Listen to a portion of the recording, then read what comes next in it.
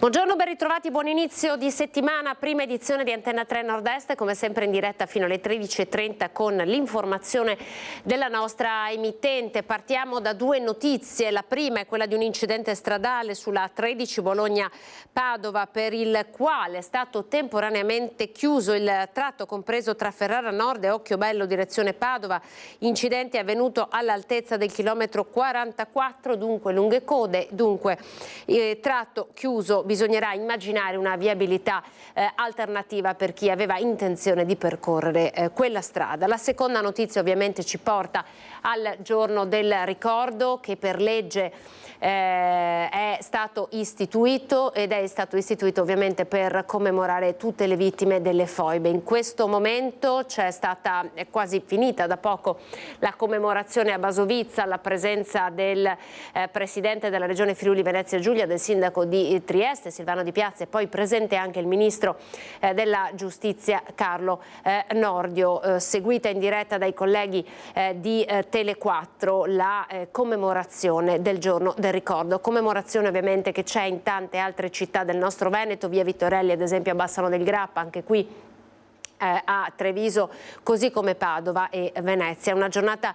importante per ricordare il massacro delle foibe, ma anche per ricordare l'esule, tutti gli esuli dalmati e istriani che hanno dovuto lasciare le loro terre. E anche di questo ci occuperemo nel corso di questa puntata. E poi daremo spazio come sempre alla cronaca con la rissa che c'è stata tra 20 giovanissimi. Torniamo purtroppo a parlare di baby gang e siamo a Vittorio Veneto, dove tra poco andremo con la nostra Daniela Sizia. E poi la conferenza stampa a Palazzo Balbi, si parte alle 12, lì per noi c'è Filippo Fois, ci fa sapere che il tema è quello della sanità e delle liste d'attesa, quindi quando saremo pronti ci collegheremo direttamente con Palazzo Balbi. Ma intanto il primo servizio di cronaca della redazione di Padova con una persona scoperta con una quantità di sostanza stupefacente ingente che proveniva dall'India. Vediamo. Arrestato con 300 pastiglie a base di tapentadolo, un potente analgesico di origine oppiacea prodotto in India, importate illegalmente e vendute a 5 euro l'una. In manette un trentenne nigeriano fermato in piena zona rossa a Padova in via Tommaseo, a pochi metri dalle cucine popolari, dove l'uomo sembrava aspettasse qualcuno. Accortosi di essere osservato dagli agenti della squadra mobile, ha cercato di allontanarsi dalla zona. I poliziotti lo hanno quindi fermato, trovandogli in tasca 30 blister da 10 pastiglie l'uno del potente medicinale prodotto in India. Accompagnato in questura e identificato, l'uomo è risultato un richiedente asilo che era già stato arrestato per il possesso dello stesso farmaco in provincia di Padova e Treviso. Il nigeriano è stato trattenuto in questura in attesa del processo per direttissima. In un altro controllo, sempre in zona rossa, i poliziotti hanno rintracciato un 46enne tunisino richiedente protezione internazionale in Italia da oltre 15 anni, più volte arrestato e ricercato per un ordine di carcerazione dopo la condanna di 8 mesi per droga. L'uomo era entrato in Italia illegalmente dopo essere stato espulso e rimpatriato nel 2018. Il giorno del ricordo, ci sono le dichiarazioni del segretario del Partito Democratico Andrea Martella. Il giorno del ricordo, ieri come oggi, ci invita a riflettere sul dramma delle foibe, sull'esodo dei Giuliano Dalmati, un capitolo della nostra storia che appartiene a tutti gli italiani, e sulla lezione sempre attuale che dobbiamo trarne. È nostro dovere ricordare le sofferenze di chi fu vittima di soprusi e violenze, non solo fascisti ma anche antifascisti, civili inermi, colpevoli solo di essere italiani, vittime di un odio etnico, nazionale e ideologico. Segretario che tra poco tra l'altro sarà con noi qui in studio per parlare di questo ma anche di molte altre tematiche. C'è il tema delle zone rosse e tra poco ci collegheremo con Padova. Sapete che a Padova è stata istituita in Veneto la prima zona rossa, siamo nella zona della stazione, eppure nonostante questo ci sono stati dei problemi che ci racconteranno i nostri inviati. Ma intanto la prossima zona rossa dovrebbe arrivare a Jesolo, ne ha parlato il sindaco Christopher De Zotti.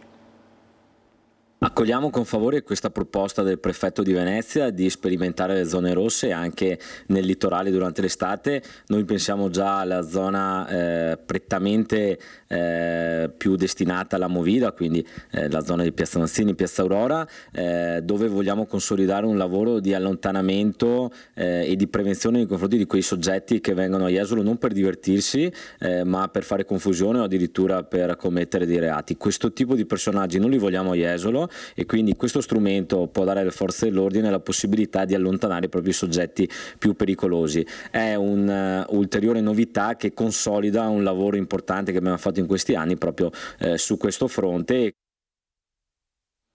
C'è il sondaggio intanto che vi possiamo già dare, questa sera ovviamente torna a Ringa a partire dalle 21, i temi della sicurezza in primo piano, dai sindaci in strada contro i furti e i bar che vietano l'ingresso ai Maranza per far fronte a risse ed aggressioni. Bar vietato l'ingresso a Bulli e Maranza, giusto? Cosa ne pensate? Diteci la vostra come sempre utilizzando il numero che vedete in sovraimpressione, lo 0422 16 26 690 per il no, quindi no.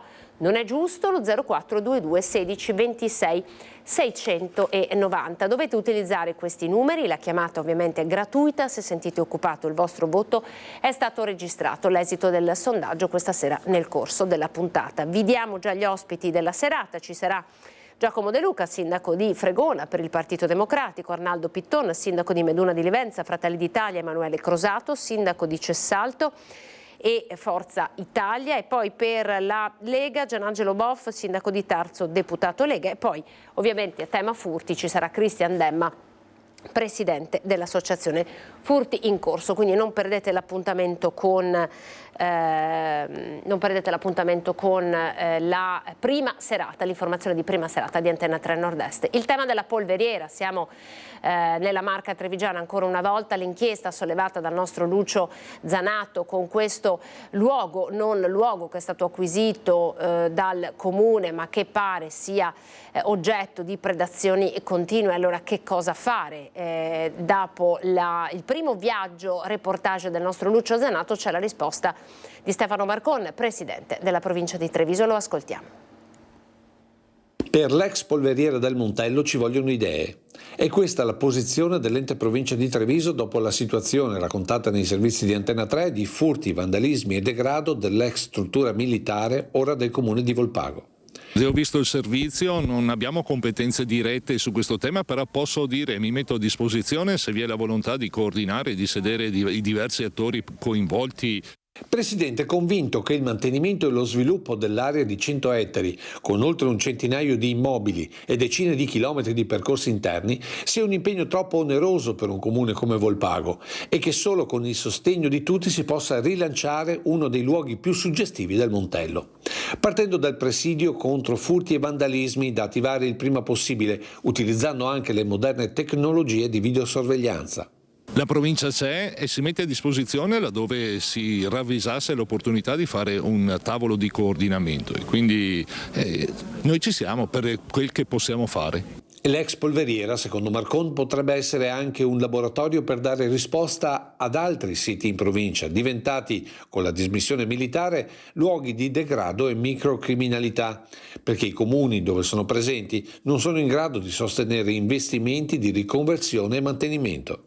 Abbiamo immobili storici che hanno anche una valenza e possono essere recuperate, che però rimangono lì vuoti, in disuso, non presidiati e conseguentemente decadono in fretta sia per la vetustà loro sia per l'intervento dell'uomo che lo depreda. Quindi bisognerebbe fare una riflessione di più ampio respiro e se c'è la volontà noi ci siamo a sederci attorno ad un tavolo.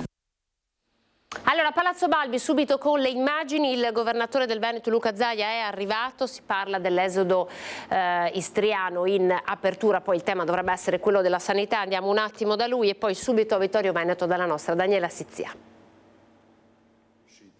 Stanno cercando di portarvi dei dati. Sì, se è pronta la nostra Daniela, allora andiamo da lei. A Vittorio Veneto il tema è quello. Non è ancora pronta. Allora proviamo a tornare a Venezia ad ascoltare che cosa sta dicendo il governatore Luca Zaia.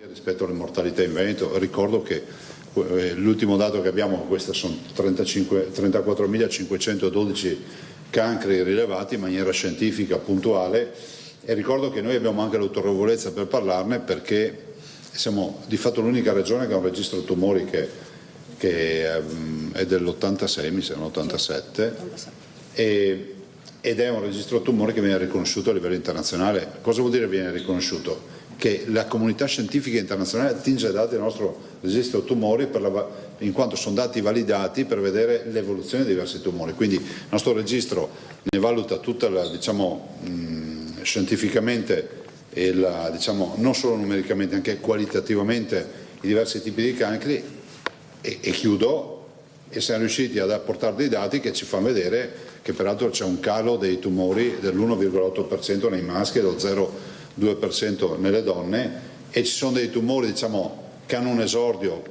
pesante in questa fase e altri che stanno man mano in maniera importante calando. Il tumore ai polmoni che è in calo è dovuto al fatto che c'è una grande azione di prevenzione come altri tumori, cioè colon retto o altro. In calo nel senso che l'aspettativa di vita aumenta, non solo nel colon retto, proprio in virtù della prevenzione. Invece il tumore cala proprio la presenza di tumori perché si fuma di meno e quindi l'incidenza è minore. Al di là di questo, oggi parliamo di liste d'attesa. Voi sapete che il dibattito sulle liste d'attesa è un dibattito che appassiona il cittadino, che soprattutto più che appassiona fa incazzare il cittadino. Appassiona noi perché è il nostro mestiere, che è quello di cercare di fare in modo che il servizio sia un servizio erogato in maniera, come si può dire, qualitativamente sostenibile. Intanto è bene chiarire, e poi passo la parola alla sorella Lanzarin, che se tu pensi che le liste d'attesa siano tali perché c'è qualcuno che le vuole rendere tali, allora vuol dire che dobbiamo subito capirci. Le casistiche non sono molte. O tu pensi che le liste d'attesa siano importanti perché i medici sono fancazzisti, e c'è anche chi pensa questo, Ogni tanto arriva qualche commentino di laureati su Facebook che leggo che sanno tutto, no? Ci sono le liste d'attesa perché i medici sono fancazzisti. Questo penso di potervelo dire senza problemi.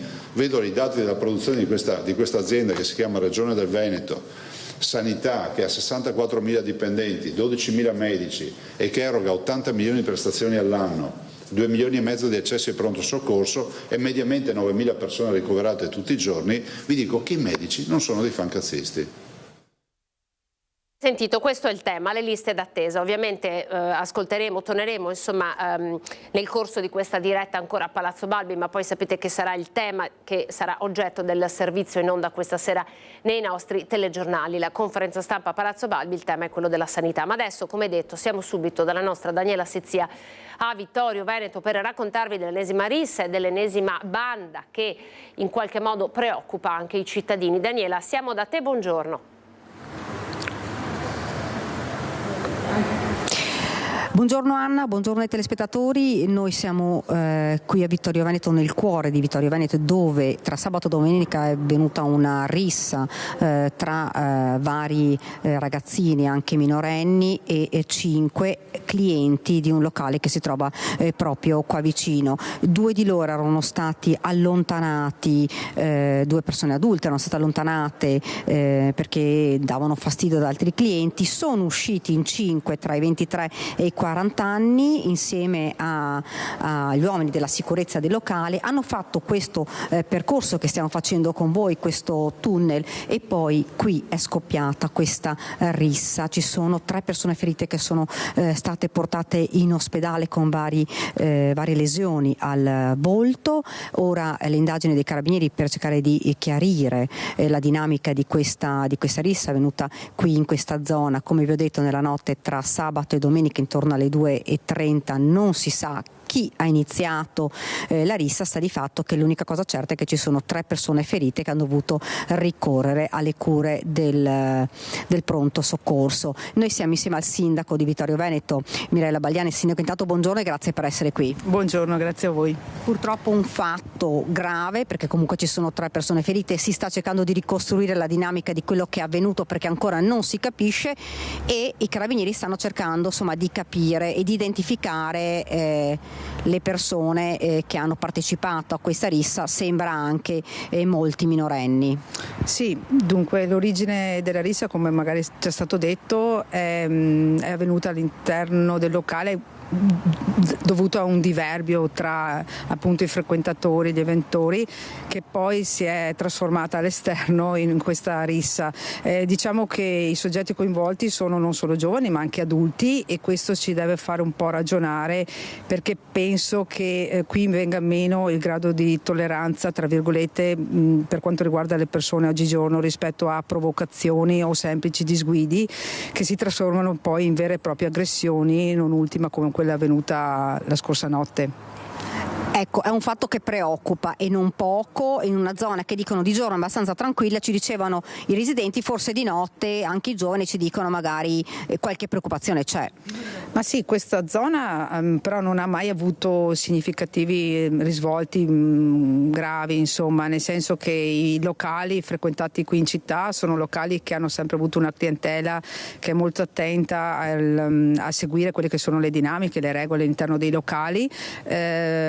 Sì, ci sono questi episodi che lasciano un po' perplessi, ripeto, secondo me episodi che nascono da incomprensioni personali, da magari qualche commento particolare rivolto a qualche ragazza, e ecco che poi degenerano in questi fenomeni. Quindi qui dobbiamo anche farci un po' una domanda sul grado di capacità delle persone singole rispetto anche agli adulti di sopportare delle situazioni che magari arrivano un po' al limite con le parole, però una volta magari non si arrivava poi alle mani. Ecco, i carabinieri, abbiamo detto, hanno insomma ovviamente acquisito le immagini della videosorveglianza che c'è nella zona per cercare di identificare tutti i partecipanti alla rissa, perché ovviamente quando sono arrivati i carabinieri il gruppetto dei ragazzini minorenni si è dileguato, non per molto, insomma, perché sicuramente verranno identificati.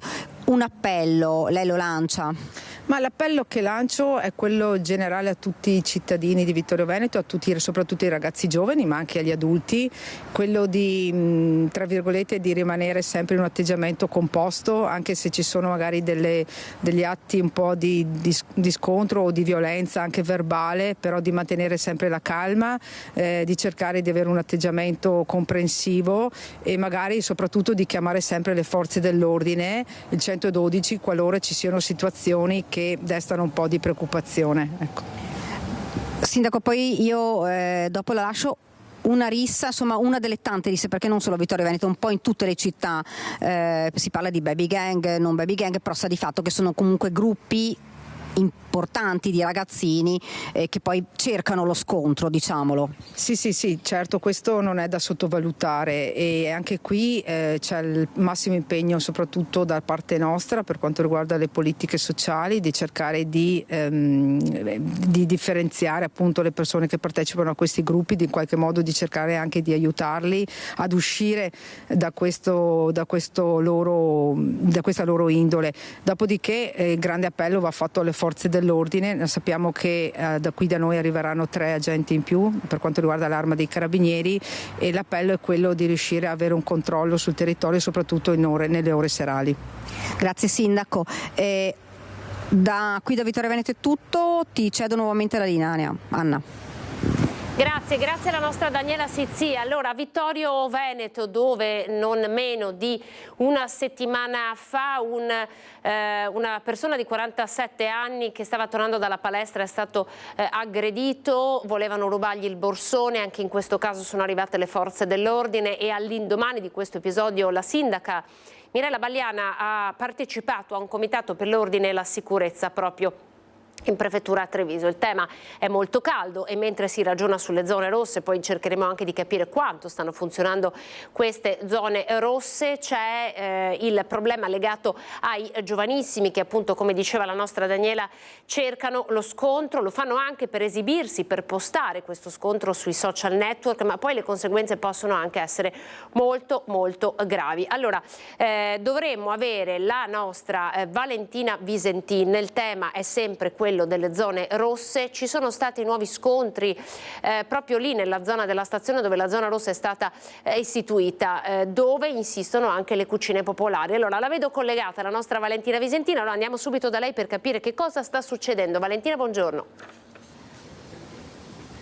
Sì, buongiorno, noi siamo nel cuore della cosiddetta zona rossa, la nuova zona rossa istituita lo scorso 6 febbraio dal prefetto di Padova. Siamo in via Ugo Foscolo, a pochi passi in via Tomaseo alle cucine popolari, dove proprio il 6 febbraio c'è stato l'ennesimo scontro tra delle persone in strada. Lo potete anche vedere nel video che abbiamo ricevuto dai residenti. Qui con me, proprio oggi come portavoce dei residenti, c'è il ragionier Claudio De Nicola, che è anche amministratore di condominio in questa zona, quindi ben conosce la situazione e ascolta anche i problemi di chi qui vive ma anche qui lavora, perché ci sono ovviamente anche tanti uffici in questa zona in cui ci troviamo. È una zona anche di arrivo in città perché siamo vicino alla stazione, quindi molto molto frequentata. Chiediamo a ragionier De Nicola, insomma, se ha già visto gli effetti e come residenti se siete contenti dell'istituzione di questa zona rossa. Ecco, io volevo precisarvi che oltre a lavorare in questa zona da 50 anni, attualmente sono in pensione, ma io risiedo in questa zona oltre che a lavorare, e devo dire che i risultati conseguiti dalle ultime iniziative nell'applicare la zona rossa sono stati ottimi, e mi auguro che possano continuare con tutta la collaborazione che è dovuta da parte della municipalità, che deve collaborare in questo senso, perché è solo collaborando in questo modo si dà sicurezza sia ai residenti sia agli emigranti, che ormai sono diventati stanziali, hanno affittato appartamenti e così via, quindi per dar loro i servizi necessari, tipo bidoncini di immondizie, tipo diceva sono stati tolti proprio per una questione di sicurezza. Esatto, sono stati tolti per una questione di sicurezza e per una questione igienica,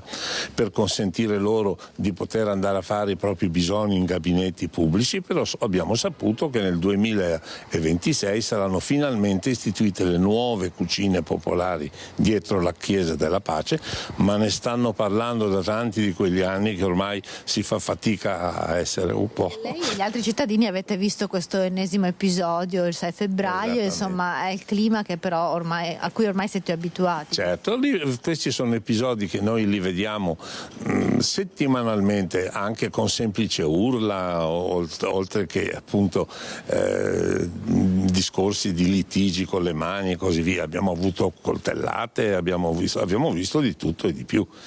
Speriamo di non doverli più subire queste cose, perché chi ha figli, chi ha le signore che abitano da sole, ci sono tantissime, gli anziani, così via, non si sentono più così tranquilli e così sicuri. Comunque le cose pare che stiano prendendo una piega favorevole, e di questo vi ringraziamo della vostra attenzione, ringraziamo il prefetto, ringraziamo il questore e ringraziamo anche il sindaco Giordani, che dovrebbe però mettercela tutta.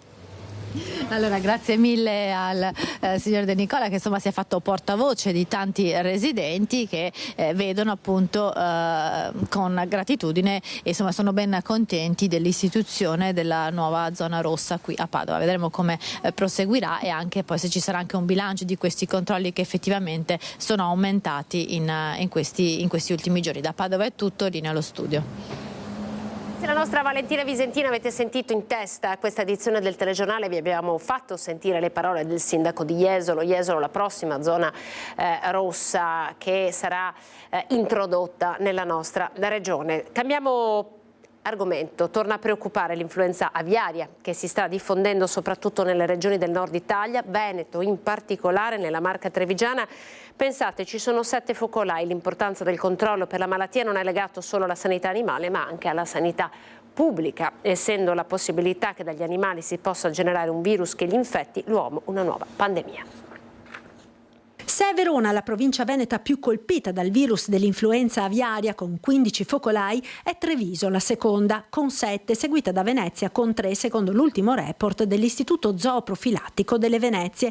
Il virus H5N1 si diffonde portato dalle specie selvatiche di volatili che facilitano la propagazione negli allevamenti avicoli, ma il virus dell'aviaria ha fatto anche il salto di specie infettando altri animali. Recentemente negli Stati Uniti si è diffuso in centinaia di allevamenti di bovini ed ha contagiato molte specie di mammiferi. Si teme, come già accaduto, che si trasferisca all'uomo, e se le conseguenze sono pesanti per gli allevatori, visto che la presenza del virus impone la soppressione e distruzione di tutti gli animali infetti, quali sono i rischi per l'uomo? È un virus che se inalato profondamente può creare dei danni, può avere un'alta mortalità, ma sappiamo che anche quello che è successo in America, quando si trasmette, passa dall'animale all'uomo, di solito da una congiuntivite, una banale influenza o un raffreddore. Quindi direi per il momento non c'è ancora il timore di un virus pandemico, però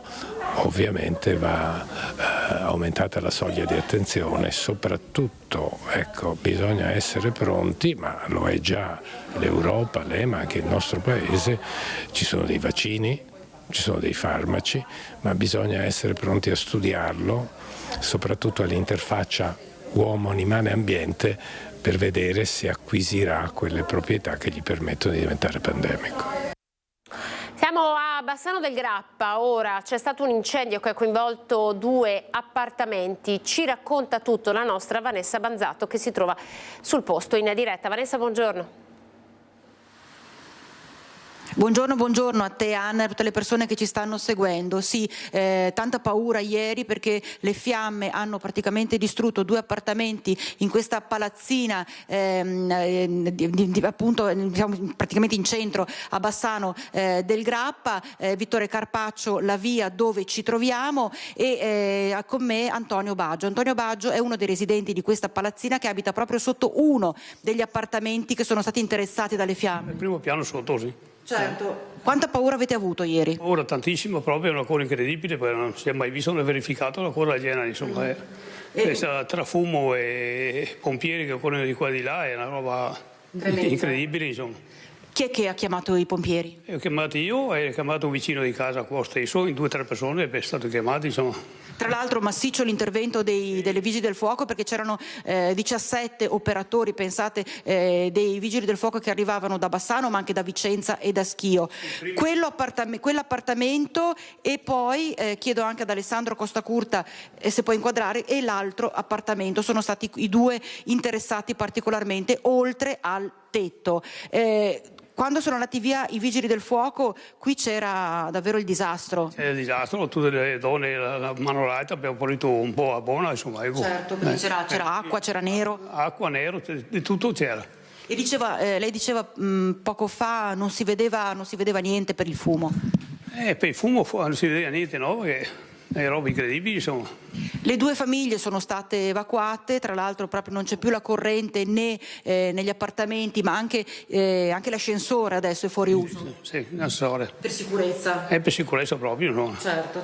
E sono al vaglio le cause dell'incendio, i Vigili del Fuoco devono cercare di capire da dove possa essere partito il rogo, si presume sul riscaldamento di una canna fumaria, anche se è ancora tutto in forse. Da verificare, certo. Nessuno è rimasto ferito, questo qua dobbiamo ricordarlo, dobbiamo sottolinearlo.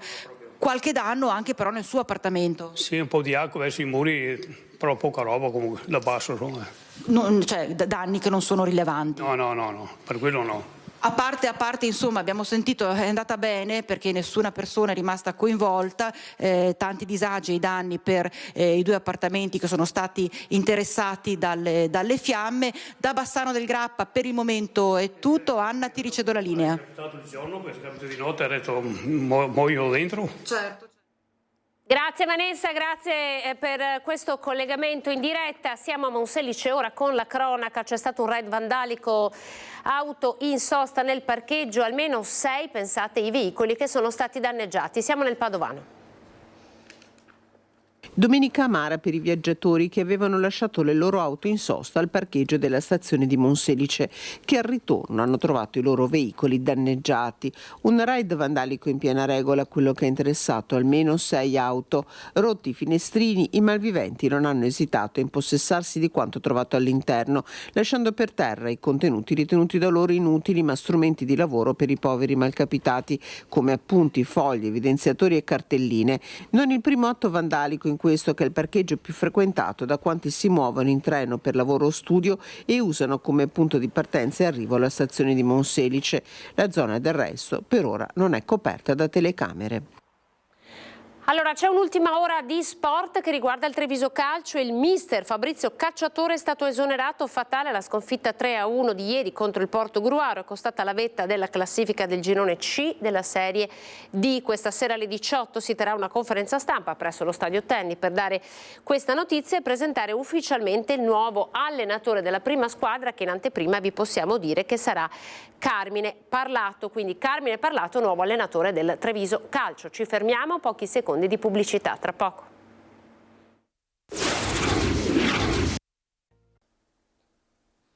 Ben ritrovati, buongiorno, prima edizione come sempre siamo in diretta. Vi ricordo il sondaggio che vi propone Ring questa sera, che in qualche modo si aggancia anche alla notizia che ci ha portato la nostra Daniela Sizia da Vittorio Veneto, ovvero una lista tra 20 ragazzini, 3 addirittura sono finiti all'ospedale. Allora parliamo di baby gang, ma parliamo anche di Maranza, e ci sono determinati locali che nel Trevigiano stanno proprio previa fissione di un cartello davanti alla porta, stanno vietando l'ingresso ai Maranza e ai bulli, ed è a questo tema che è dedicato il sondaggio di Ring di questa sera. Bar vietano l'ingresso ai bulli e ai Maranza, è giusto? Cosa ne pensate? La chiamata come sempre è gratuita, utilizzate i contatti che vedete in questo momento in sovraimpressione per partecipare al sondaggio.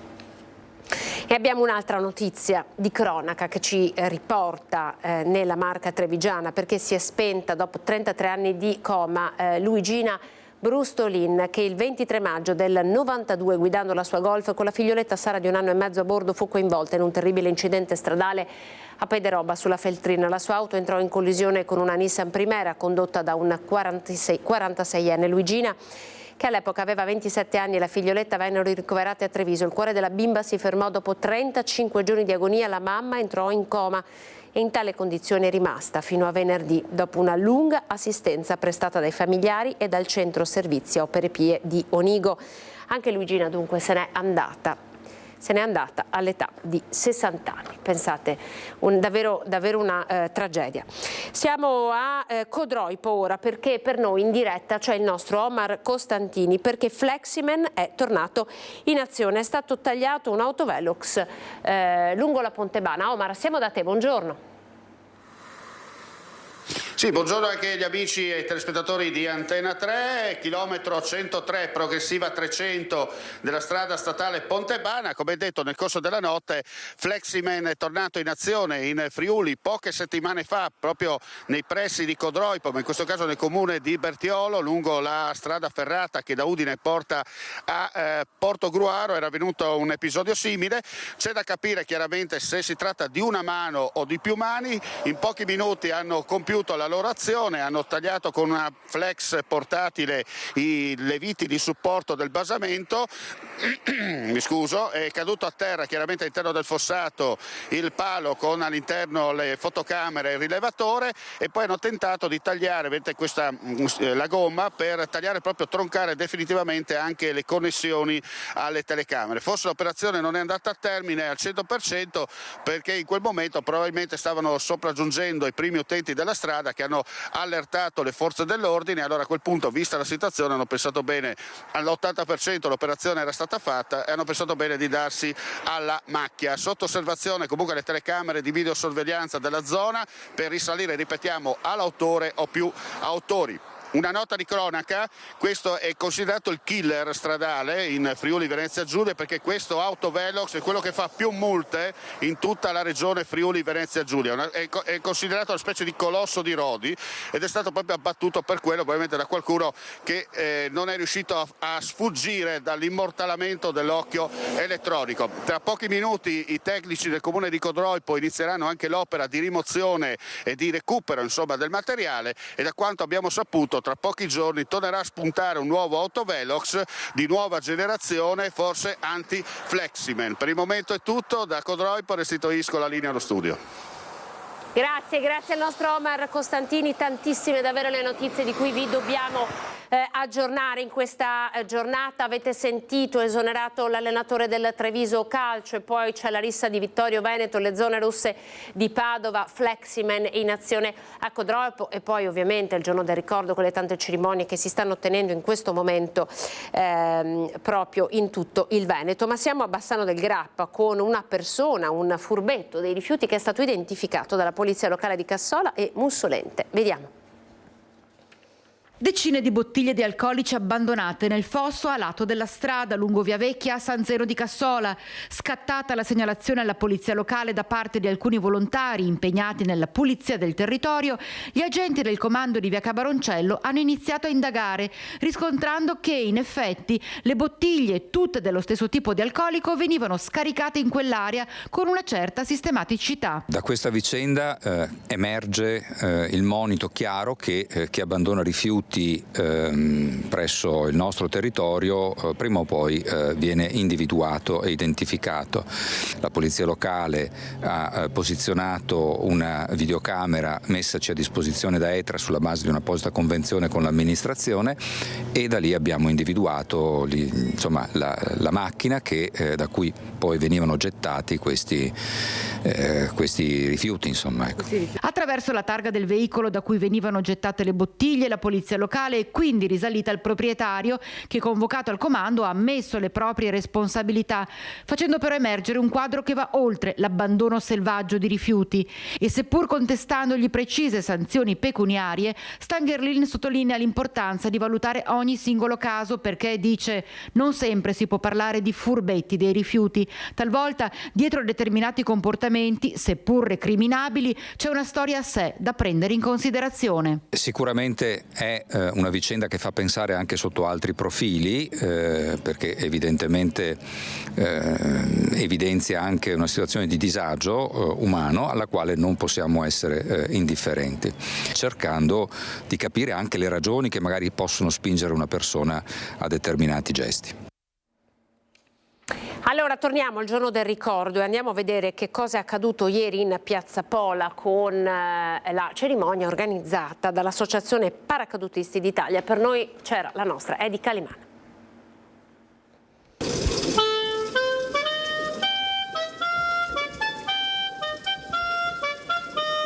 L'inno d'Italia che accompagna la deposizione della corona, il cippo che ricorda le vittime delle foibe e la vita degli esuli. La commemorazione organizzata dalla sezione di Treviso dell'Associazione Paracadutisti d'Italia per celebrare la memoria. La rappresentanza di Fratelli d'Italia con Claudio Borgia, Tommaso Razzolini, Davide Acampore e Gloria Sernagiotto. È una pagina di storia per troppo tempo nascosta a tutti e che oggi è presente e quindi va portata avanti, perché purtroppo episodi di negazionismo e riduzionismo accadono ancora oggi. Con loro anche l'Unione degli Istriani e l'Associazione Nazionale Venezia Giulia e Dalmazia. In Piazza Pola, sotto la pioggia, le testimonianze si sono succedute, lasciando spazio alla memoria degli esuli. Ai figli hanno raccontato, certo, però hanno raccontato non dettagliatamente tutto, evidentemente la ferita era ancora molto molto fresca. Ai nipoti hanno raccontato invece tutto. Io ovviamente andavo a scuola e chiedevo ai professori, ai maestri, ai professori se si potesse affrontare anche questo tema. Quando abbiamo messo questa come dicevo prima, questo piccolo cippo in Piazza Pola, sono passati molti anni e ogni anno si cerca e si continua giustamente a voler parlare di questo. Grazie alle testimonianze ancora presenti, il Comitato 10 febbraio gira le scuole dove siamo invitati, va nelle piazze e porta i libri che questi esuli hanno scritto nell'ancora ricordo, nel ricordare quello che avvenne. Quello che avvenne, oggi siamo nel 2025, esattamente 80 anni fa. Parliamo ora di caporalato con il caso venuto alla luce la scorsa estate nella Marca Trevigiana, aveva visto coinvolti diversi cittadini indiani impiegati nelle campagne della Marca, con un paradosso che la CGIL ha denunciato. Abbiamo avuto anche il riconoscimento per 8 di questi lavoratori del permesso di soggiorno, e a seguito di questo riconoscimento oggi stiamo cercando per loro un posto di lavoro. 8 lavoratori che avevano portato alla luce un caso di caporalato tra le campagne della Marca, costretti a vivere in una casa fatiscente a Negrisia di Ponte di Piave, hanno deciso di proseguire l'iter per il permesso di soggiorno, supportati dalla FLAI CGIL, e da qualche settimana hanno ricevuto il documento. Ora, dopo aver trovato anche un'abitazione, questi cittadini si trovano ad affrontare un'altra situazione a dir poco paradossale. Oggi questi lavoratori che hanno un permesso di soggiorno che prima non avevano, oggi non trovano un posto di lavoro perché non ci sono aziende disposte ad assumerli. Da qui un appello. Io vorrei che arrivasse qualche telefonata di qualche datore di lavoro che dice: io sono pronto ad assumere, mettetemi in contatto con.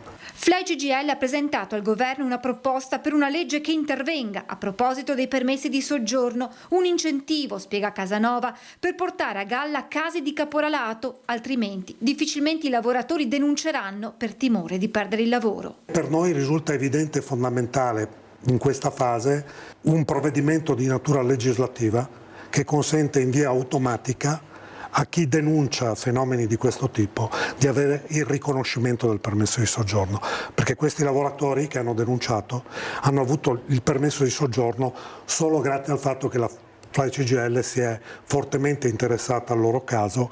Intanto sta per vedere la luce il progetto di un camper che possa portare il sindacato direttamente tra i lavoratori per contrastare ulteriormente il caporalato in agricoltura.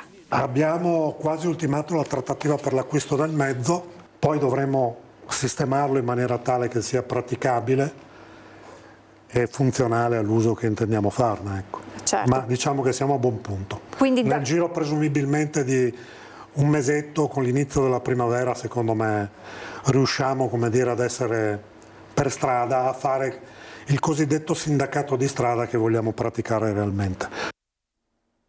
Allora, avete visto che il sondaggio di Ring di questa sera è dedicato ai bar che vietano l'ingresso ai bulli e ai maranza. Noi adesso vi lanciamo un'altra proposta che poi di fatto è quella del servizio civile universale. Sono già 180 le domande arrivate all'Associazione Comuni della Marca Trevigiana da parte di giovani che vogliono dedicare un anno della propria vita al servizio della comunità. Vediamo. Qua è circa un spolveratore per il Museo della Storia Naturale del Monte Belluna. Basta che non ti sia allergico a polvere. Con tutta che polvere che hai in camera non è allergico, no? Ti dà 507,30 €, con 25 ore settimanali, te versi contributi e te si pacifico. Ma che metaria firmami? Ah, che robetta, ma che ho da fare? Il curriculum? No, basta iscriversi al bando del servizio civile sul sito comunitrevigiani.it, perché è tempo fino al 18 febbraio. Empatia di giovani influencer e attraverso i social, l'Associazione Comuni della Marca promuove l'adesione al bando per il servizio civile universale, un anno che i giovani dai 18 ai 28 anni possono dedicare alla comunità per promuovere solidarietà, educazione, tutela dell'ambiente e promozione della cultura in 180 enti coinvolti.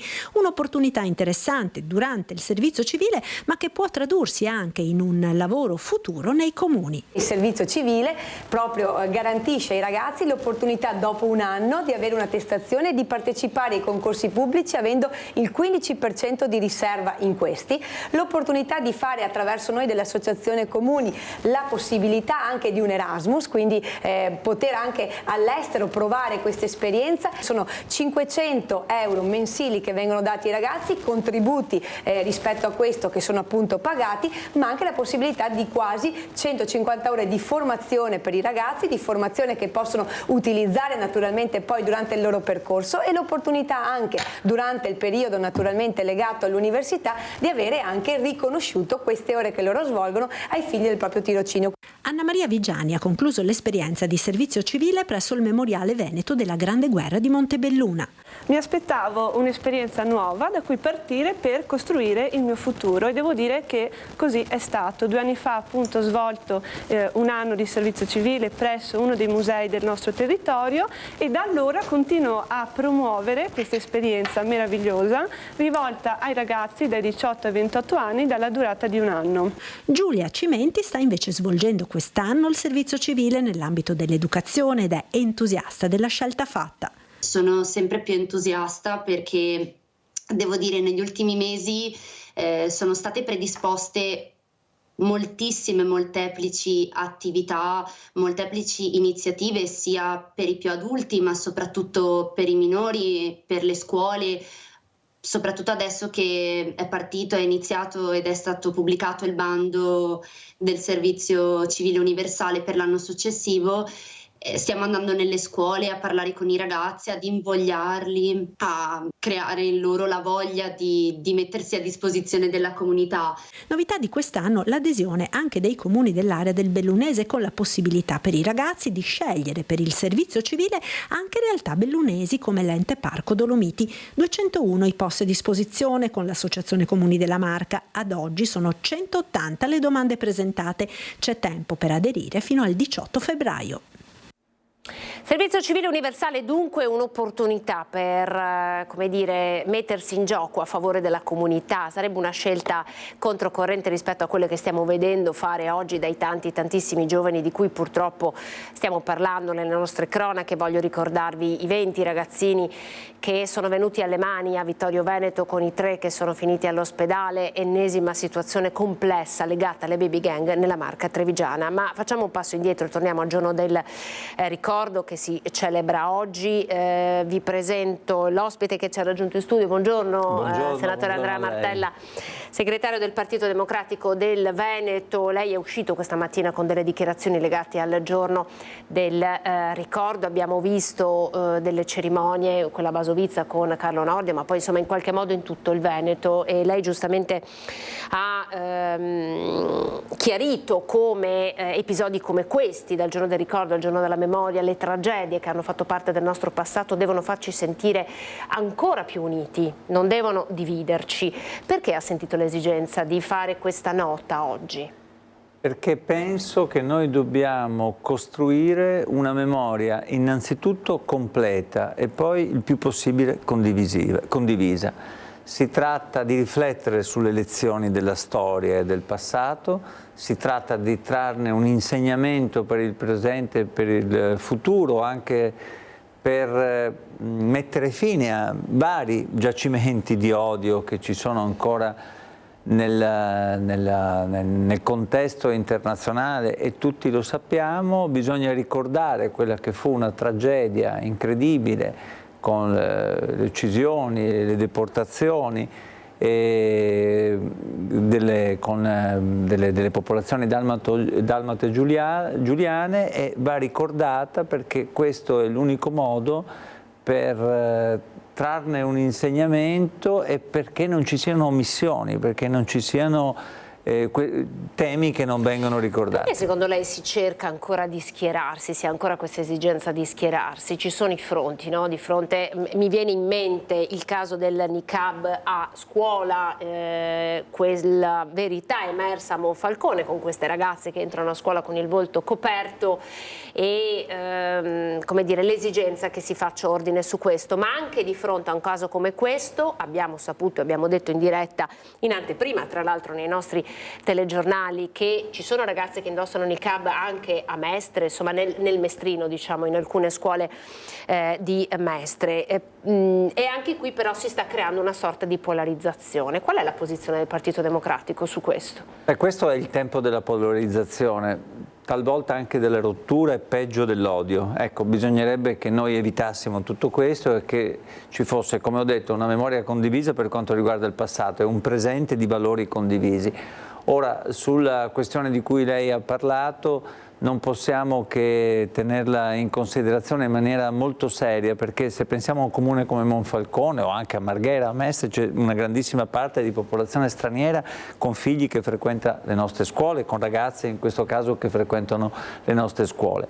Diciamo che un velo che copre interamente il viso e che quindi lascia scoperti solo gli occhi può creare qualche problema, soprattutto nel mondo della scuola. Ma non è un tema che si può affrontare con l'intolleranza, va affrontato con il tema con la capacità dell'integrazione e anche con la capacità di aprire un confronto con le comunità islamiche nelle nostre società e nel mondo della scuola, affinché si giunga ad un punto di condivisione anche rispetto a questo, nel rispetto della scuola, nel rispetto degli insegnanti, di tutti gli altri ragazzi e nel rispetto anche di quelle che sono le tradizioni delle ragazze che ne fanno uso. Anche perché in questi casi noi vediamo come siano le scuole con i loro dirigenti a dover, come dire, prendere delle decisioni. In questo caso c'è un vuoto normativo non da poco. Assolutamente, quindi il tema è non lasciare solamente i dirigenti scolastici a decidere di questo, magari con una normativa non chiara che rende le loro decisioni più difficili e magari oggetto di contrasto. Bisogna introdurre un quadro legislativo nazionale che valga per tutti, ma il modo per poterlo introdurre è il confronto, è la capacità di parlare, la capacità di individuare una soluzione che tenga conto di tutti e che non precipiti verso l'intolleranza. Senta, c'è il tema della sicurezza. Abbiamo visto la nostra Valentina Visentin collegata poco fa perché un gruppo di residenti della zona della stazione ha ripreso l'ennesima rissa nei pressi delle cucine popolari. Siamo in via Tommaseo, come dire, luogo in cui è stata istituita la prima zona rossa. Abbiamo dato in anteprima la notizia che la prossima zona rossa sarà istituita a Jesolo. Come Partito Democratico, come valutate questo intervento? Ma io penso che la zona rossa in sé non sia risolutiva e anzi rischi di essere un palliativo rispetto a delle politiche invece che dovrebbero essere più efficaci. È una risposta quindi sostanzialmente debole. Io penso che il tema della sicurezza sia un tema centrale, come lo è la sanità o come lo è il lavoro, e riguarda tutti i cittadini, riguarda soprattutto quelli più fragili e più soli, ma accanto al presidio del territorio, a una maggiore presenza delle forze dell'ordine nell'attività di prevenzione e di repressione, è necessario anche fare delle politiche sociali, di integrazione, di educazione che possano evitare il proliferare del disagio e quindi anche della criminalità. È diciamo, un passaggio molto significativo che tenga insieme due aspetti del problema, di una questione che però deve essere centrale, che vale per tutti, e cioè quella della sicurezza come bene comune. Infatti sorprende che, insomma, nonostante la zona rossa una rissa ci sia stata, ma che giustamente, come dice lei, se esistono delle sacche di degrado e di disagio che insistono comunque in una zona, non vengono estirpate così facilmente con controlli, insomma, potenziati. Sì, questo è il punto. Si rischia di non affrontare globalmente il problema, magari ci si concentra in una determinata area, ma se non intervieni diciamo a monte i problemi non sono risolti. Sicuramente il tema della sicurezza sarà un tema al centro, no, delle prossime campagne elettorali. Lo è stato negli ultimi anni, evidentemente anche alla luce, no, come dire, delle posizioni del governo e dell'istituzione di queste zone rosse. Sarà sicuramente un tema centrale sia per la città di Venezia, per la partita veneziana, ma anche in generale per le regionali. E poi un altro tema importante sarà come dire, il ruolo dei comuni, quanto i comuni potranno riuscire a trattenere per sopravvivere, per dare dei servizi ai cittadini. Senatore, noi abbiamo visto oggi sulle prime pagine dei giornali il caso di una comune che di fatto denuncia che quando un anziano è nulla tenente, il costo dell'RSA, che sappiamo essere costi sempre molto alti, va a carico dell'amministrazione comunale, quindi a carico proprio delle casse comunali, con i sindaci che dicono, cioè noi così non ce la facciamo. Mi pare un tema molto serio. E su questo tema peraltro nel passato, su questa fattispecie ho anche presentato un'interrogazione parlamentare per avere dal governo, purtroppo il governo non ha dato ancora la risposta, la solleciterò, un'interpretazione autentica di quello che deve accadere. Naturalmente l'ha data il Consiglio di Stato e in questo caso non si può che rispettare la sentenza, però il problema rimane ed esiste e ha a che fare con le risorse che vengono messe a disposizione per la non autosufficienza. È stata approvata una legge, questa legge però non ha le risorse finanziarie sufficienti e quindi bisogna intervenire anche in questo caso prendendo ad esempio ciò che è successo con questo comune per evitare di trovarci poi in situazioni di questo genere, aumentare le risorse per le politiche della non autosufficienza dal momento che l'invecchiamento della popolazione è un fenomeno ben costante, permettere sempre di più con varie politiche che persone possono anche rimanere nelle proprie case e poi prevedere le risorse anche per l'RSA. Solo così si affrontano i problemi, perché sennò poi vanno a carico dei comuni e abbiamo visto che a carico dei comuni vanno tante cose in questo periodo per i tagli che fa lo Stato e il governo. E poi sono insomma gli enti più vicini ai cittadini. Dicevamo, priorità delle campagne elettorali, la sicurezza e poi sicuramente ci sarà il tema della casa. Voi avete presentato di recente proprio il piano casa, vogliamo in qualche modo ricordarlo perché questo è un tema centrale, perché a partire dalla casa si va a definire anche la bontà, la buona salute di una società e di chi la abita. Assolutamente, quello della casa è un tema centrale, non è un lusso, dovrebbe essere un diritto per tutti. Purtroppo non è così nemmeno in Veneto, dove ci troviamo con prezzi delle case alle stelle, case in affitto che non si trovano, investimenti fatti nell'edilizia popolare residenziale che risalgono ormai a più di 20 anni fa e molte famiglie in difficoltà. È per questo che noi abbiamo proposto e continueremo con la nostra campagna nei prossimi mesi su questo tema un'agenzia regionale per la casa che possa coordinare tutte le politiche abitative assieme alle ATER e che sia un ente autonomo dal punto di vista economico con delle risorse finanziarie a disposizione. Abbiamo detto 50 milioni all'anno per i prossimi 5 anni per fare degli investimenti, per ristrutturare il patrimonio edilizio, perché molte case sono chiuse perché non sono state fatte le manutenzioni, e per prevedere una politica in tutto il territorio. Noi abbiamo giovani che arrivano... Mi perdoni se la interrompo, ma potrebbe anche essere un'azione che in qualche modo va ad arginare il fenomeno delle occupazioni, che è un fenomeno insomma, che anche in Veneto si è verificato, proprio perché queste abitazioni ci sono. E uno dice sono qui, cioè si percepisce questa sorta di senso di ingiustizia, no? Soprattutto quando parliamo dei giovani, no? Che non ce la fanno a pagare un affitto o ad acquistare una casa. Sì, servirebbe affrontare parecchi temi. Il primo è quello che lei ha detto, molto spesso vengono occupate delle case perché non ci abita nessuno e magari però si trovano in condizioni fatiscenti e comunque non si possono occupare così.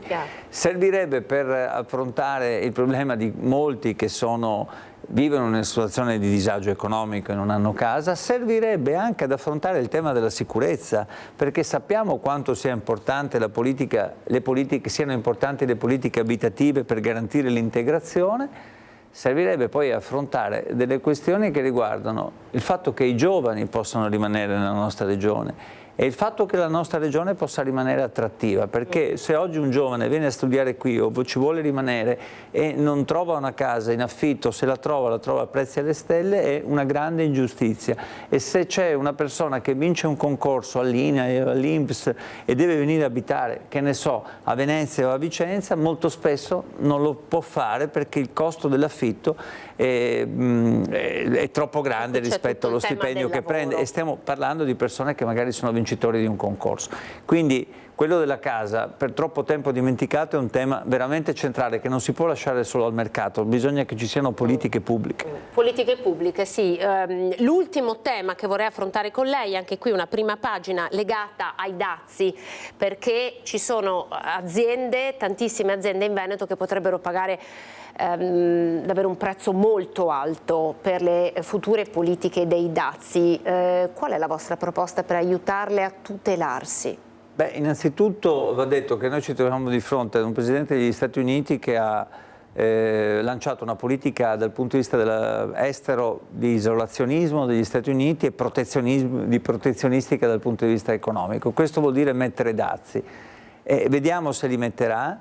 Mi auguro, ed è questa innanzitutto la nostra proposta, che il governo italiano faccia l'interesse delle nostre imprese, non quelli degli Stati Uniti e di Trump, perché per le nostre imprese pagare dei dazi significa avere un rallentamento molto forte dell'economia e delle esportazioni, sia nei confronti degli Stati Uniti sia nei confronti del mercato della Germania già in difficoltà, che spesso fa tramite per le esportazioni negli Stati Uniti. Quindi mi auguro che l'Italia faccia davvero gli interessi del Veneto, che gli esponenti di governo Meloni e Salvini non secondino Trump e invece tutelino le nostre imprese. Sembra che ci sia una forma di sottomissione in questo momento.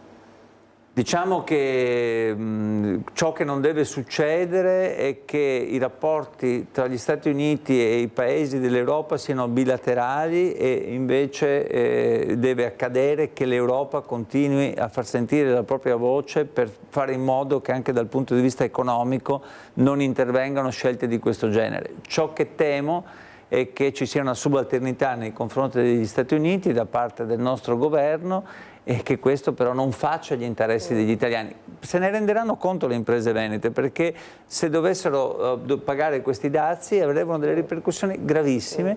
I dati alla mano, i dati che stanno emergendo ce lo dimostrano. Anche perché insomma già ci sono stime di crescita per il 2025 infelici per quanto riguarda il nostro paese. Beh, diciamo che sì, le indicazioni che aveva detto il governo rispetto al PIL non sono state diciamo centrate. Se noi non avessimo avuto gli investimenti del PNRR probabilmente ci troveremmo in una situazione di stagnazione. La produzione industriale è ferma da 22 mesi, bollette aumentano, caro vita, insomma non è un momento facile per la nostra economia e per i cittadini veneti.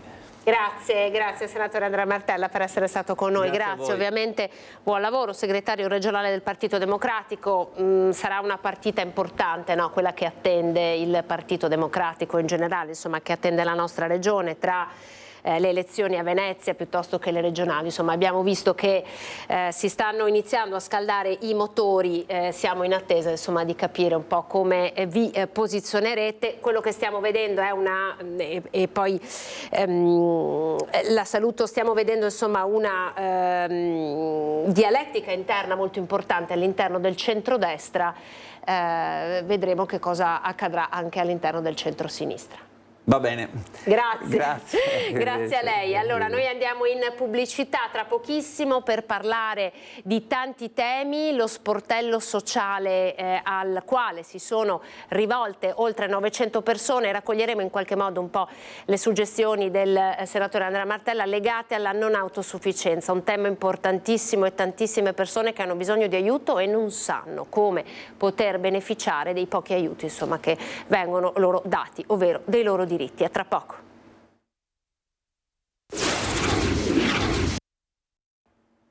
Eccoci, prima edizione di Antena 3 Nord-Est, ben ritrovati, nuovo ospite che ci ha raggiunto in studio, lei è Silvia Bresolin, segretario dello SPI-CGIL di Treviso. Buongiorno Silvia e grazie per essere con noi. Partiamo da un dato: 900 persone che lo SPI-CGIL attraverso il suo sportello sociale ha aiutato solo nella Marca trevigiana. Avete creato questo sportello sociale perché si era resa necessario coprire una sorta di vuoto che di fatto esiste, perché voi avete aiutato tante persone che vi hanno chiesto aiuto. Intanto, che tipo di aiuto vi è stato chiesto e che tipo di servizi avete erogato? Giusto anche per far capire quali sono le emergenze oggi per le persone più fragili, quelle più in difficoltà. Beh, gli aiuti richiesti soprattutto in questo anno sono stati dal punto di vista economico, di soggetti fragili o in un momento di difficoltà economica, e direi anche soprattutto persone anziane che hanno quindi delle disabilità, delle invalidità, e quindi la disabilità sicuramente fa sì che una persona si trova ad affrontare anche delle spese molto diverse rispetto a prima, e quindi diventa anche una difficoltà economica oltre a una difficoltà, un disagio di salute, diciamo. E quindi appunto la necessità di aprire questo sportello l'abbiamo sentita nell'ultimo periodo, soprattutto dopo il Covid, perché appunto persone, soprattutto anziane, si sono rivolte a noi, si rivolgono spesso a noi anche per altri servizi, perché noi in CGIL c'è un patronato che può assistere nella domanda di invalidità, abbiamo il CAF che ci assiste per la parte fiscale, piuttosto che la Federconsumatore che controlla le bollette, ma qualcuno che potesse dare un occhio anche fuori da quello che sono queste prestazioni classiche previdenziali, ma anche quindi sul sociale, mancava un po' questo punto di, come dire, di raccolta, perché ci sono tantissimi bonus, ne abbiamo visti veramente, saranno una cinquantina, ma ci sono anche agevolazioni che possono essere date dai comuni piuttosto che dai servizi sociali, ma anche da altre associazioni, quindi fare il punto della situazione a tutto tondo, cioè capire in base a quella necessità, a quella situazione, che tipo di aiuto ci poteva essere dato alla persona, credo che fosse per noi fondamentale riuscire appunto a fare un lavoro di ricerca e anche di risposta, aiutare le persone a trovare delle soluzioni ai loro problemi. Senta, allora lei ha parlato di una cinquantina di bonus, poi ci sono stati diversi aiuti che questo governo ha messo a disposizione, anche i famosi 400 euro, ma quanto facile o quanto difficile è riuscire ad accalappiarsi di questi 400 euro, nel senso che qualcosa c'è per chi è in difficoltà. Questo governo ha messo sul piatto dei soldi, ma abbiamo un po' come l'impressione, anche noi giornalisti, che sia tutto molto complicato. È così? Allora, prima di tutto bisognerebbe portare a conoscenza le persone che c'è questa opportunità, perché questo è quello che manca. Lo scorso anno la legge sulla non autosufficienza appunto è già stata approvata nel 2023, nel 2024 abbiamo visto da parte della Regione Veneto questa disponibilità a mettere nel piatto 400 euro per 12 mensilità per le persone anziane. Il problema è che bisogna portare le persone a conoscenza di questa prestazione, altrimenti poi le persone, oltre il fatto che sia anche complicato richiedere ed avere tutti i requisiti, ma se io non conosco questo beneficio non posso neanche attivarmi. La comunicazione lo scorso anno da parte della Regione Veneto secondo me è stata insufficiente perché non ha raggiunto la platea degli aventi diritti. Noi come CGIL abbiamo la fortuna di avere una grande banca dati di tutti coloro che si rivolgono ai nostri sportelli, quindi che siano al centro di assistenza fiscale, al CAF, piuttosto che al patronato, piuttosto che i lavoratori per la tutela individuale, eccetera. E attraverso questa banca dati abbiamo avuto l'opportunità di avvisare tantissime persone che avevano una serie di requisiti. Ovviamente noi non possiamo controllarli tutti con le nostre banche dati, ma ad esempio chi aveva un ISEE inferiore ai 40.000, piuttosto che aveva una disabilità già riconosciuta, quindi una persona anziana, le abbiamo avvisate, le abbiamo chiamate, le abbiamo informate di questa opportunità. È chiaro che ci sono dei limiti perché c'erano dei fondi limitati che non basteranno per tutti, c'era la necessità di avere anche una svama multidimensionale che non tutti, anzi direi pochissimi, avevano, la possibilità di prenderlo sia se la persona era a domicilio ma anche se era nelle case di riposo. Siamo riusciti ad andare anche in diverse case di riposo a fare informazione, a informare le persone di questa possibilità.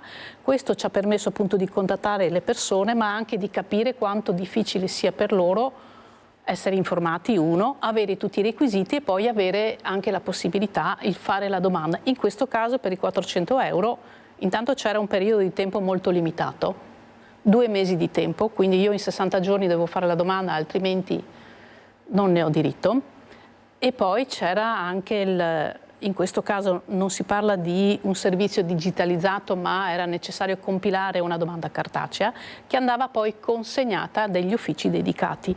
Ecco, noi qui siamo riusciti veramente a raggiungere tante persone e a informare tante persone di questo e hanno avuto l'opportunità di fare questa domanda. Premesso che i soldi messi a disposizione sappiamo già che non basteranno per tutti, quindi una scelta dovrà essere fatta sui casi più gravi e su chi prima ha presentato la domanda. Ecco, è una cosa interessante questa, perché lei dice intanto bisogna essere informati, poi bisogna presentare la domanda, ma alla presentazione della domanda bisogna arrivare con tutti i documenti in regola. Alcuni documenti, ad esempio lei prima ha citato la SVAMA, magari non è conosciuto da tutto, ma è un documento molto complesso, si compone di tante pagine e non è nemmeno immediato da ottenere. E quindi nel quadro dei 2 mesi si mettono davvero le persone in difficoltà. Possiamo dire che questi bonus non siano così accessibili al di là che voi che conoscete le carte, anche grazie a tutte le informazioni che avete anche all'interno dei vostri patronati, non sempre i diritti sono accessibili. Il primo di tutto, io mi ripeto, ma manca la conoscenza di questo. Quindi il problema manca qualcuno che riesca ad avere una visione proprio a tutto tondo su tutto quello che è il panorama sociale, perché di bonus ce ne sono tanti, di associazioni che aiutano ce ne sono tanti, le istituzioni ovviamente fanno le loro parti, è mettere assieme tutte queste richieste per come dire, riuscire a far ottenere al cittadino quello che gli compete di diritto, ma che lui magari non sa di averne diritto. Quindi questo pezzo, quello che manca, è quello che noi vorremmo supplire, quindi vorremmo aiutare le persone a trovare le risposte che appunto in base alla loro esigenza, fragilità del momento possono trovare in quello che è nel territorio locale, perché poi non ci sono solo bonus nazionali, ci sono bonus regionali, ce ne sono... Uno interessante era quello legato allo smaltimento dei pannoloni, sì, no? Ad esempio anche questo, allora io posso aver diritto anche alla fornitura dei pannoloni, premesso che appunto attraverso il medico posso avanzare questa richiesta, ma chi poi utilizza i pannoloni in casa per una persona anziana deve anche smaltire questi pannoloni e sappiamo quanto la tassa rifiuti sia e possa incidere sulle bollette della famiglia. Quindi sapere che poi ci può essere la fornitura anche di questo contenitore per smaltire questi pannoloni a una tariffa agevolata è una prestazione collaterale, ma è un piccolo aiuto per una famiglia che ha già tanti carichi e ovviamente ha già tante spese. Senta, piccoli aiuti ma anche aiuti veramente molto grandi. Voi avete aiutato persone anche in grandissime difficoltà e in questo caso parliamo di disagio di donne in difficoltà. Ci può raccontare magari un episodio che l'ha particolarmente colpita? Sì, allora da noi posso dire che sono più le donne che sono venute presso i nostri uffici, forse hanno un po' meno... non vorrei dire vergogna, ma un po' meno, hanno meno timore, ecco, ad avvicinarsi e a parlare, ad aprirsi, quindi, perché poi spesso sono le donne quelle che si fanno carico delle difficoltà della famiglia. Allora un caso che insomma ci è rimasto anche abbastanza, che ci ha abbastanza colpito per noi, insomma, che facciamo questo lavoro, era una signora che aveva denunciato il proprio coniuge per stalking, per violenze, si era già rivolta al telefono rosa perché ovviamente, ci tengo a dirlo, noi non ci sostituiamo a nessuno, ognuno deve fare il proprio compito, il nostro è quello di orientare. La signora si era già rivolto giustamente al telefono rosa, era già seguita da questa persona del telefono rosa, le sue difficoltà attuali era che era senza lavoro, il marito era sparito, quindi non passava più nulla alla signora. La signora aveva anche 2 bambini piccoli, autistici, e quindi con una patologia molto importante, diciamo, per tutti e 2. Uno solo dei 2 aveva già fatto una domanda di invalidità e quindi aveva già una prestazione per il sostegno, l'altro bambino per l'altro bambino non aveva fatto niente, ma la patologia era stata, diciamo, appena riconosciuto perché si parla proprio di bambini piccoli. E quindi a questa signora, oltre a averla presa in carico, ascoltata chiaramente, abbiamo consigliato appunto per anche il secondo bambino di fare una nuova domanda di invalidità che la signora non avrebbe fatto o non sapeva di poter fare perché era convinta che una volta percepito per uno l'altro non dovesse averne diritto, e quindi qui semplicemente la persona poi è andata a patronato, ha fatto la domanda, ha ottenuto anche la prestazione. L'abbiamo indirizzata ovviamente a chi sa fare questo di lavoro. Ma non solo questo, perché poi la signora appunto con una certa dignità, la signora diceva io non voglio vivere di aiuti, ma voleva riuscire a trovare un lavoro, quindi è chiaro che noi non siamo un ufficio collocamento, ma il consiglio che è stato dato alla signora era quello di vedere se riusciva a fare un corso per OSS, perché sappiamo che è una delle figure che in questo momento viene più ricercato, e la signora non qualche mese fa ci ha contattato, ha detto che ha passato questo esame da OSS, quindi adesso gli hanno anche proposto il lavoro, quindi la signora ben contenta, riesce a lavorare mezza giornata nel frattempo che i bambini sono all'asilo. Un'altra delle cose poi che lamentava la signora era che il marito, appunto sparito, percepiva l'assegno unico per i 2 bambini, e l'assegno unico sappiamo che è una cifra comunque abbastanza importante, ma essendo sparito il marito quella cifra lì ovviamente se la teneva lui, perché il pagamento, quando la domanda era stata presentata, era stato messo tutto a carico del coniuge. Ecco, questa situazione si è risolta semplicemente informando la signora che attraverso il nostro patronato la signora poteva chiedere la propria quota, semplicemente inserendo i suoi dati, il suo IBAN, all'interno della domanda che a suo tempo il marito aveva fatto. Quindi si è portata a casa anche la sua quota di assegno unico. Tante piccole cose in questa situazione. Poi la signora è andata anche ai servizi sociali dall'assistente del proprio comune, che poi l'ha aiutata con un contributo per pagare l'affitto, adesso tra l'altro anche lo sfratto, e quindi tornerà di nuovo in comune per vedere se può essere inserita nelle liste delle case ATER, case popolari, e da qui insomma l'analisi... Sì, entra nel quadro di un contesto di protezione anche che un comune ha il dovere di dare, no? A soggetti così fragili. Il comune sì, sicuramente sì, il comune di solito si prestano molto, ci sono gli assistenti sociali, persone bravissime che si occupano di assistere queste persone, le persone in difficoltà, ma uno dei limiti del comune è che il comune non conosce queste persone, quindi o la persona si rivolge all'assistente sociale, al comune e chiede aiuto, ma tutti gli altri, coloro che magari si vergognano, non vogliono, non sanno, il comune non li conosce. Senta Silvia, questa è una storia bella, se così possiamo dire, no? In qualche modo una storia di rinascita, ma secondo lei, come questa ragazza, quante ce ne sono che ancora non hanno chiesto aiuto? Cioè, possiamo immaginare... Sì, io credo che i problemi siano veramente tanti e noi ci aspettavamo, diciamo, non voglio chiamarlo pubblico, ma insomma un'utenza di persone più anziane, ma di fatto non sono solo gli anziani ad aver bisogno, ma ci sono anche tanti giovani purtroppo che vengono e hanno situazioni di difficoltà, di perdita del lavoro, di sfratto, di bambini che non sanno più come gestire, e appunto nella giungla dei bonus degli aiuti si possono anche trovare, seppur sono aiuti temporanei o sempre soggetti comunque a una verifica ISEE, quindi si deve andare a verificare quello che è il reddito della persona, quello che è il contesto della famiglia, però vivere di bonus non si può. No, chiaro. Non si può. Un altro tema che stiamo leggendo sulle prime pagine dei giornali locali di oggi è il caso del comune di Maser, che deve sostenere le spese per un anziano nullatenente che si trova in RSA, e proprio perché nullatenente non ha la possibilità di pagare questa RSA e i costi sono a carico del comune. Insomma, un costo non da poco, se dovesse ampliarsi la platea di soggetti che potrebbero aver bisogno, insomma, che sia il comune a sostenere la retta. Che cosa non funziona in questo meccanismo secondo lei? Ma i comuni sicuramente si prendono carico di aiutare quelle persone che per qualche motivo non hanno un contesto familiare che possa comunque sostenerli dove ci siano le necessità, ma chiaramente i fondi dei comuni sono limitati, sono sempre più limitati, e quindi le necessità non possono essere coperte per tutti. Io so che attraverso le case di riposo anche spesso si chiede anche ai familiari dei ricoverati di far fronte e di compartecipare alle spese. È chiaro che non sempre i familiari lo possono fare, perché anche il familiare stesso può essere in difficoltà. Poi ovviamente nel mezzo ci si potrebbe mettere anche qualcuno che come sempre cerca di, come dire, approfittare anche ove non ce n'è la necessità, togliendo tutti i beni della persona e poi chiedendo al comune che si faccia carico di.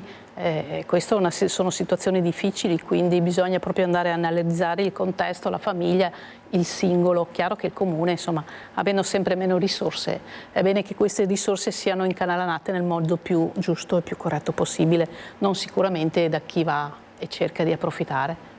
Chiaro. Secondo lei, proprio perché la vita si sta allungando e tantissime delle richieste che hanno fatto allo sportello sociale sono tutte legate magari alla non autosufficienza e soprattutto anche all'assistenza domiciliare, anche qui secondo lei potrebbe arrivare un aiuto in più forse dalla Regione, cioè dal vostro punto di vista c'è la possibilità di aiutare in maniera diversa le persone in difficoltà? Ma lo si sta cercando di fare con la legge sulla non autosufficienza, non da ultimo il provvedimento che è partito il 1° di gennaio ed è in via sperimentale per 2 anni, con questa prestazione universale che si va ad agganciare all'indennità di accompagnamento. sono 850 euro che si aggiungono a chi è già titolare dell'indennità di accompagnamento. Questa è una risposta effettiva e concreta per chi ha il familiare a carico proprio di mucilio e serve per pagare praticamente i servizi di badante piuttosto che i servizi di assistenza. È una buona cifra. È una buona cifra, sicuramente sì. Il problema è che ci sono anche qui dei parametri molto molto stretti.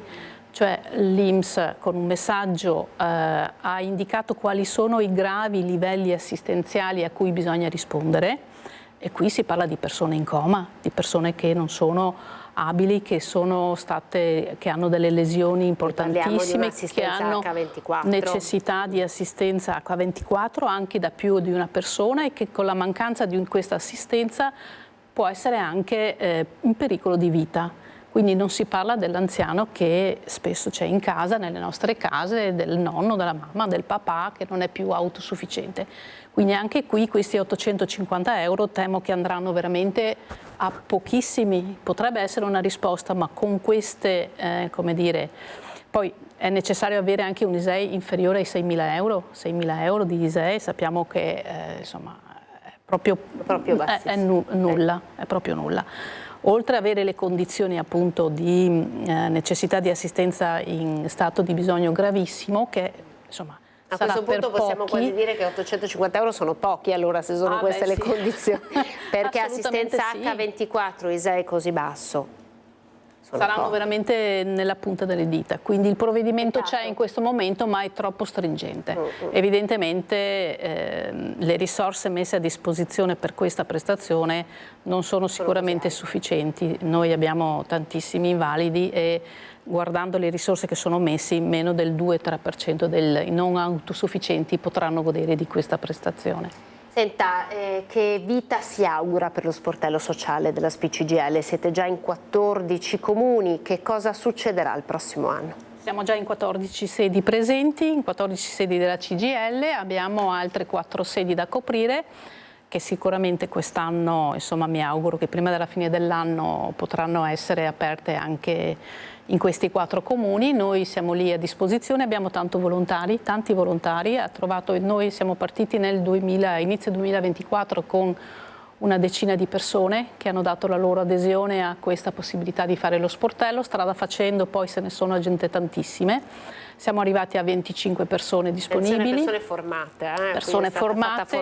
Abbiamo iniziato con una formazione attraverso l'aiuto di uno psicologo, perché volevamo dare a queste persone insomma una conoscenza di se stessi, perché bisogna conoscere se stessi per riuscire poi a aiutare anche gli altri, anche perché abbiamo fatto solo un semplice esempio prima, ma veramente arrivano delle situazioni molto difficili anche per l'interlocutore, quindi uno si porta a casa un peso non indifferente perché ci si sente poi impotenti in questa cosa qui, e quindi bisogna essere forti, riuscire appunto ad accogliere questa persona, metterla al suo agio, a non giudicare mai, è un'altra cosa importantissima, e non è sempre così facile, perché ci sono delle situazioni in cui il giudizio verrebbe quasi quasi automatico, però insomma bisogna sapere che dobbiamo fermarci, quindi noi dobbiamo cercare di aiutare la persona e non sicuramente giudicarlo, dargli un ambiente che lo protegga, nel senso che ci sia una privacy per cui la persona si possa sentire accolta e non appunto ascoltata da altri, da soggetti terzi,